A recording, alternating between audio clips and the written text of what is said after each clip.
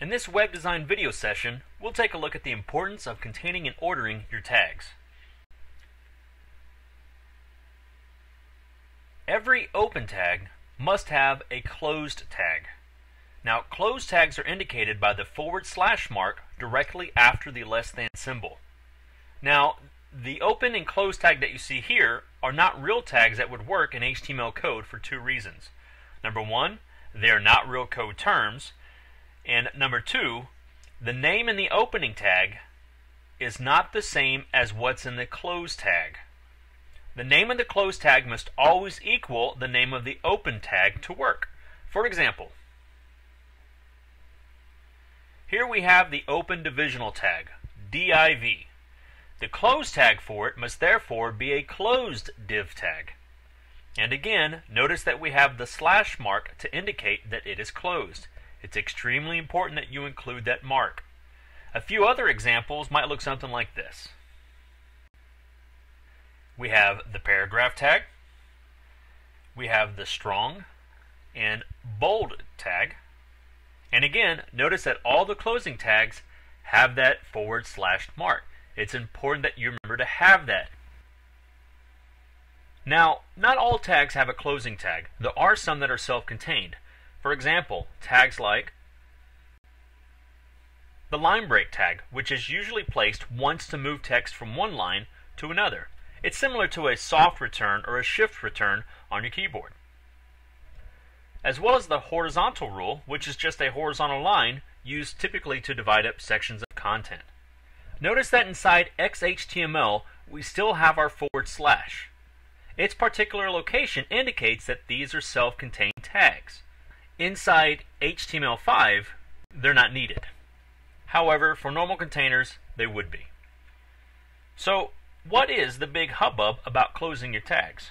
Well, imagine your tags as bowls.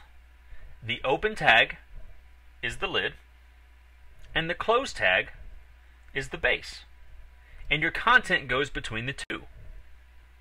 And when your content is properly contained, it can be packed away and then thrown into the fridge to be forgotten about because no one eats leftovers anymore. We all know that.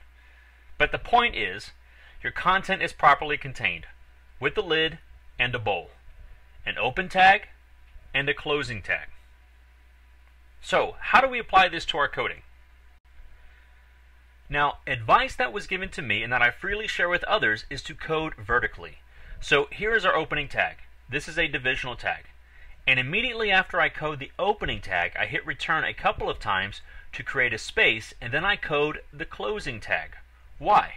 So I don't forget. You have to remember that without the bowl or the base or that closing tag, all the characteristics of the opening tag will spill onto every piece of content and every code below it until it is closed.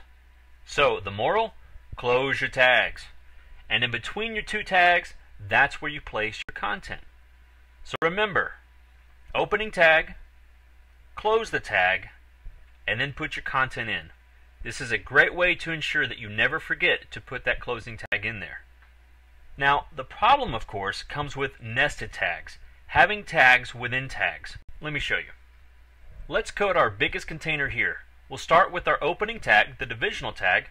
We'll put in some spaces, and then we'll code our closing tag. Again, don't forget that / mark. Next, let's put an opening paragraph tag to indicate that we will be adding a paragraph. And of course, put a couple spaces in and then close it off, just so we don't forget. Then we'll add some text. Now, I did put an extra space where it says opening and closing tags because I want to bold this section. So let's put an opening bold tag to indicate where we want the boldness to start, and then we'll close that tag to indicate where we want it to end. Now let's go ahead and remove the text so all that we have left are the tags. This is what I mean by nested tags. Here we have a set of bold tags that are nested or contained within inside the paragraph tag, which are then nested and contained within inside the divisional tags. Or you could think of it this way.